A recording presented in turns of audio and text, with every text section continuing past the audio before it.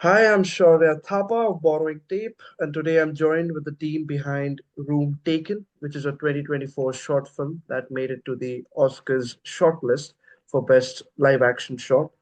And joining me today are writer Michael Whelan and producer Colman McKenna. I Yes, hope I didn't mispronounce nailed it. it. No, that Nailed was it. perfect. Yeah, so firstly, congratulations, guys, for like making it to the shortlist, and I hope the odds are in your favor Thank eventually. you. The nominations come out. Yeah, it's Um, exciting. my first question is for Michael, uh, who wrote the screenplay.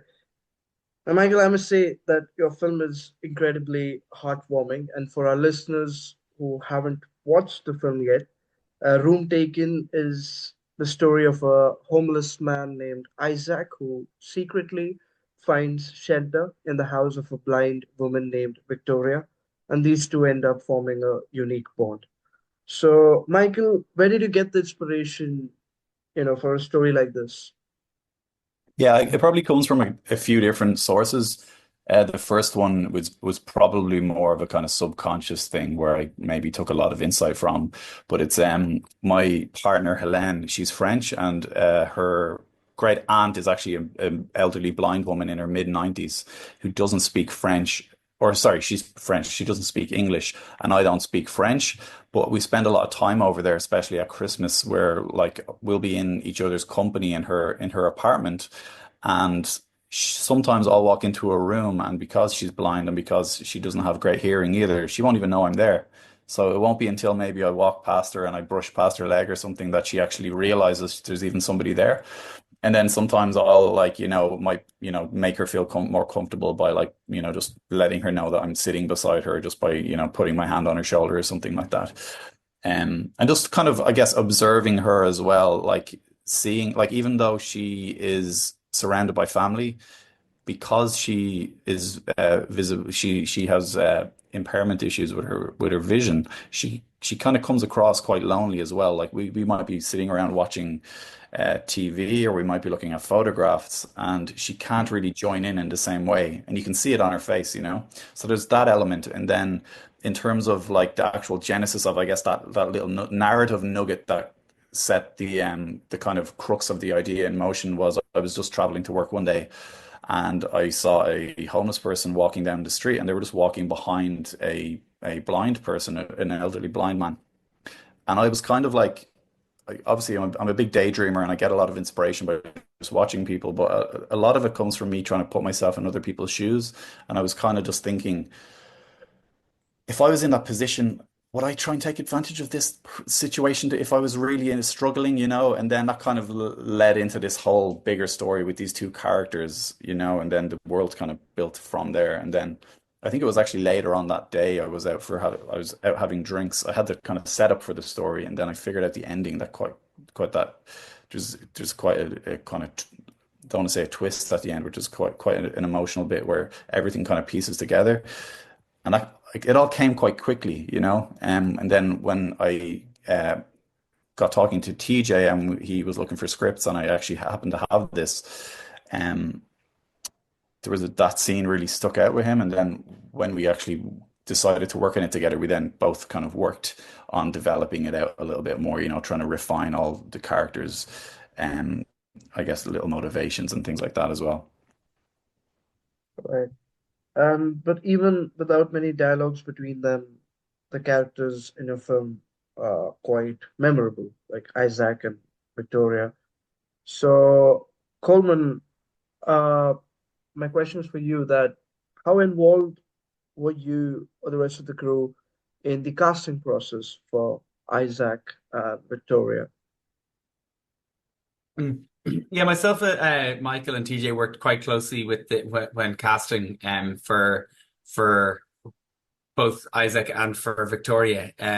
We worked with an Irish casting director called Don McAllister, and we put out quite a big net to I don't know how many young Irish actors to cast for Isaac, and we got a lot of people to do some self tapes. But Gabriel's tape was there was just something about him that just was really, really striking on screen, and his vulnerability that he was able to put across really it impacted the three of us, very quickly. So we asked Gabriel to come back in for an audition. After quite going through quite a lot of tapes, it always kept on coming back to Gabriel. And then when we asked him to come in, as you see in the film, he's not a small guy. He's quite broad. He's quite muscular. And yet he was able to make himself look so vulnerable and empathetic and small. So that moment where Isaac decides to stay in the house, we needed the audience to really root for him in that moment. And just with Gabriel, we just knew that the audience would be behind him 100%. It was kind of, while it was a long process, it was such an easy decision. Yeah. And then with to cast Victoria, that was slightly trickier, because we were looking to cast a blind actor. Yeah. And a lot of our efforts went to talking with the National Council for the Blind in Ireland, which is now called Vision Ireland, and working with a drama group called Sightless Cinema, which is all blind actors and is run by a man called Kieran Taylor. But he introduced us to a woman called Dolores Cullen, and we were working with her for a few months before we decided to change tack. We, after a few rehearsals with her, we had a conversation, and I think it was decided for the good of the project that we maybe needed a more experienced actor. But Dolores stayed on board. She worked with us even more closely, almost as our visual impairment consultant. And when we ended up casting Breed Brennan, who was absolute just gold, Dolores, spent a day with Breed and just sort of talked her through sort of Dolores's own experience with blindness. She's been blind since 1999. So she lived a lot of her life with a visual impairment. And it's just amazing watching her work, or not work, but live. And there's no, if you see Dolores, especially in our own house or walking around the street, it doesn't come across as a disability or an inability at all. This is a woman who really lives her life to the full, and that is exactly what we wanted to put across with the character Victoria.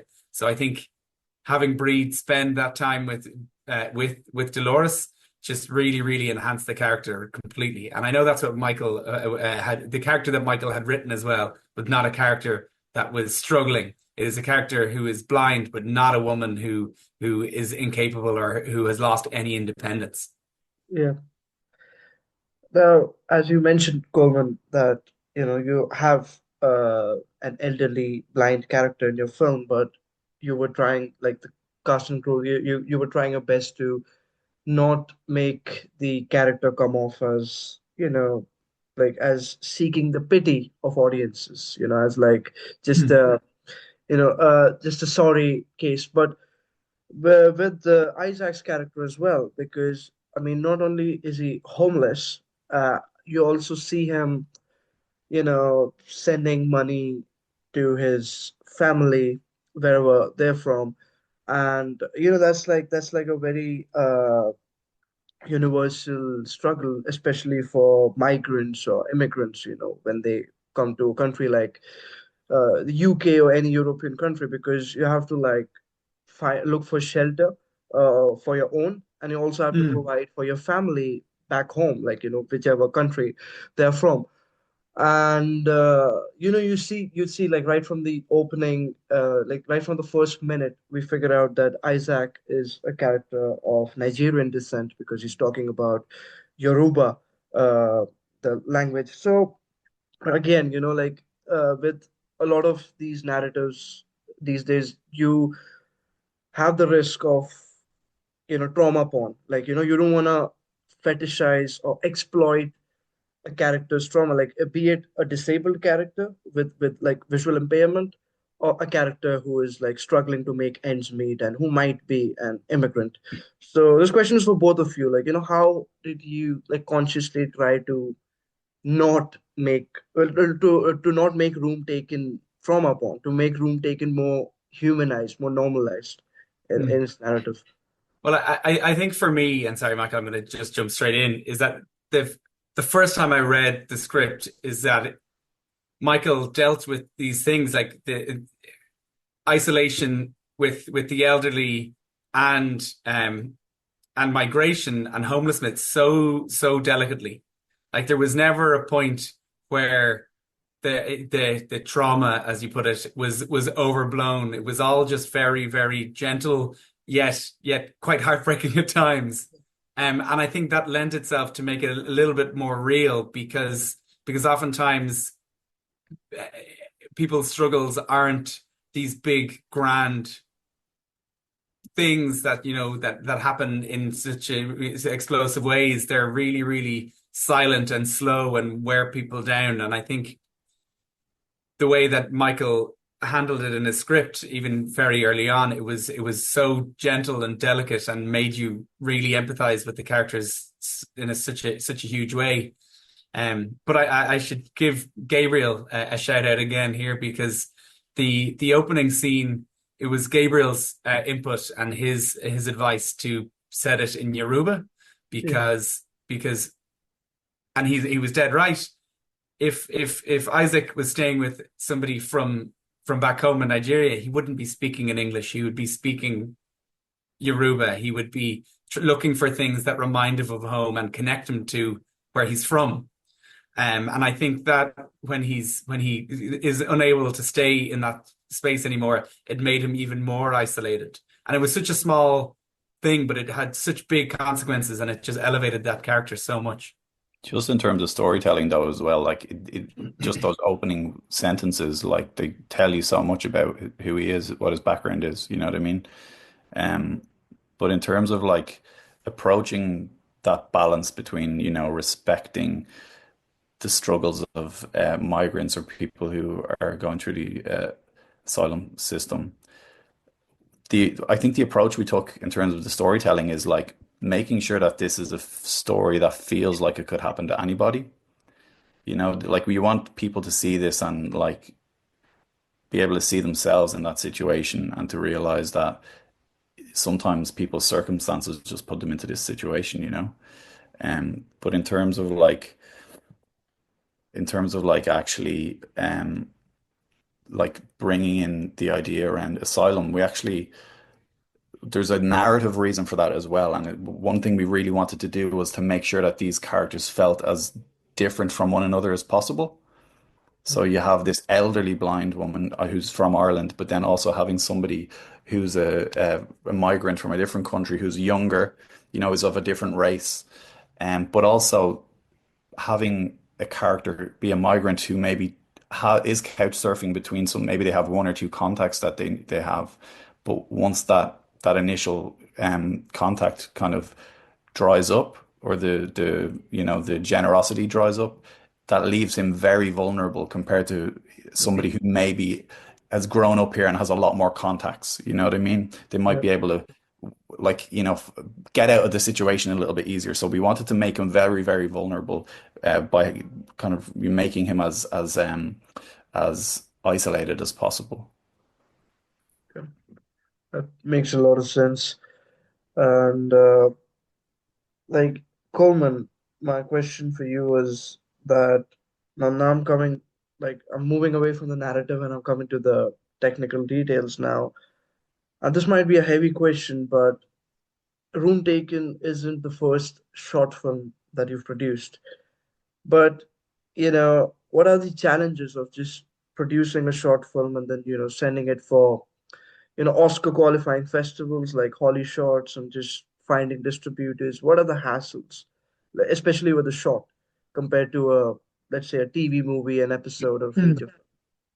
Well, I think that one of the biggest obstacles or difficulties that I think every short film faces is that there are so many of them.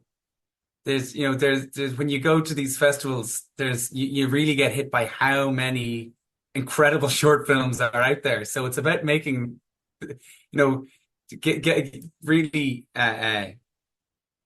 catching your audience straight away, and getting people engaged right away, especially when you're going out to festivals, because you know, they might have 3, 4, 5 short film programs with 6, 7 in each program, but that's still only 40, 50 short Yeah. films.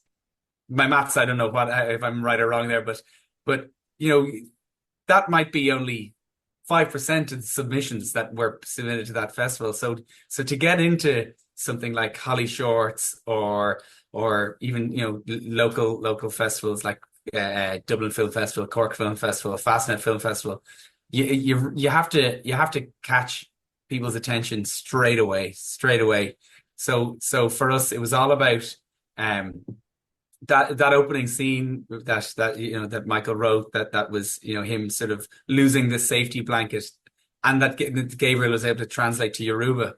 We also worked with a fantastic composer called Jamal Green, and I think his score really, really helped reflect that the tone and everything that we are going for, that the audience was able to be submerged completely into the film quite quickly. And I think that helped us a lot because the tone for us need to be set very early because of what happens quite quickly where he stays in this woman's house. That could potentially pull people out of the script or go, oh, hold on a second. But because of those things, I think people were able to really engage with the story. I hope that answers your question. Yeah, But I think it's that does. And it's a great point that you highlighted the music, because like there are some moments in the film when Isaac enters Victoria's house, and the strings, they just intensify. And for me as a viewer myself, like, because I'm expecting a heartwarming drama over here, but then in some moments it's like, it was anxiety inducing. I was like, oh, like, I hope, like, what's happening, is he going to be caught, or like that just made the whole experience more intense for me. And well, thank you, Michael and Coleman, for your time. I'm done with my questions for now, and best of luck for whenever the nominations come out.